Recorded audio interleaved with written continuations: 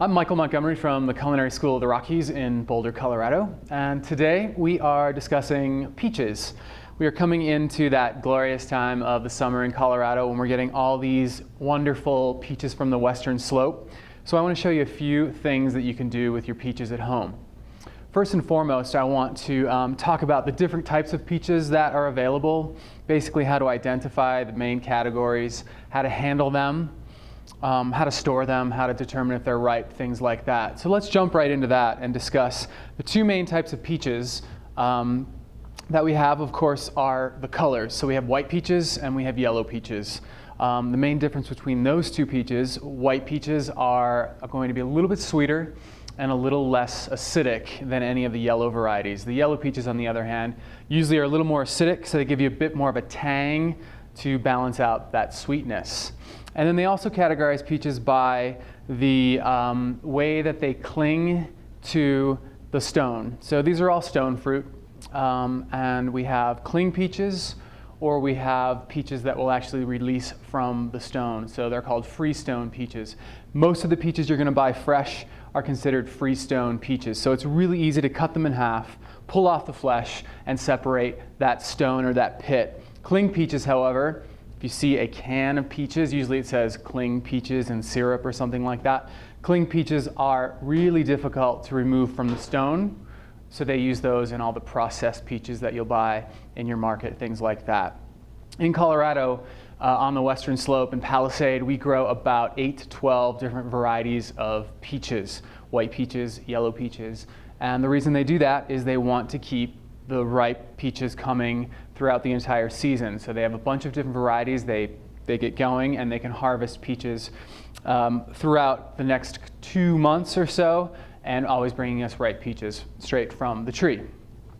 To determine if your peach is ripe, speaking of ripe peaches, the first thing you should do is look at the peach, give the peach a squeeze.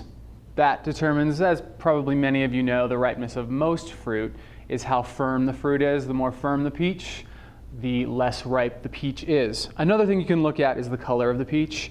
The base color of the peach should not be green. They actually shouldn't allow it to ripen on the tree before picking it, and they really shouldn't be picking green peaches. So look at it, and if the base color of the peach looks at all green, you know that peach is not at all ripe.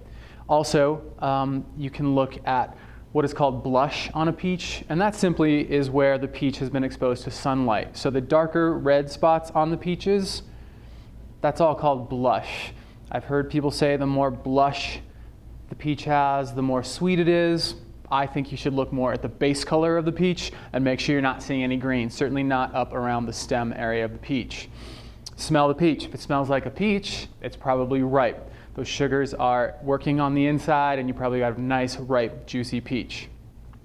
Many applications where you're going to use peaches require peeling the peach.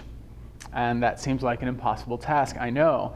I want to show you first today how we peel peaches. It's called concasse. It's a French term. You either concasse a peach, you typically concasse a tomato. So it's an easy way to remove just the skin of the peach or the tomato without actually cooking the flesh below. I've got some boiling water here. I've already concassed some peaches in this water, so I've got a nice peach color going. I'm going to put my peach in the boiling water. Before I do that, though, I actually want to score the bottom. So just take a knife, put the peach down on your cutting board, and you don't have to cut too deep. I'm just making a nice X on the base of the peach. This will tell me when the peach is ready to come out of the simmering water. Into your simmering water. Doesn't need to be rapidly boiling, just have a nice gentle simmer. Remember, we don't want to cook the peach. We're not making peach preserves, things like that. We're just looking for an easy way to remove the skin.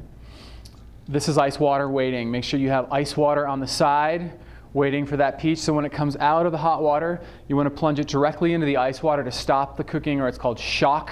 You want to shock the peach and make sure it's not going to continue to cook on the inside. We'll have a mushy cooked peach that way. So all I'm looking to do is extract the skin on the outside.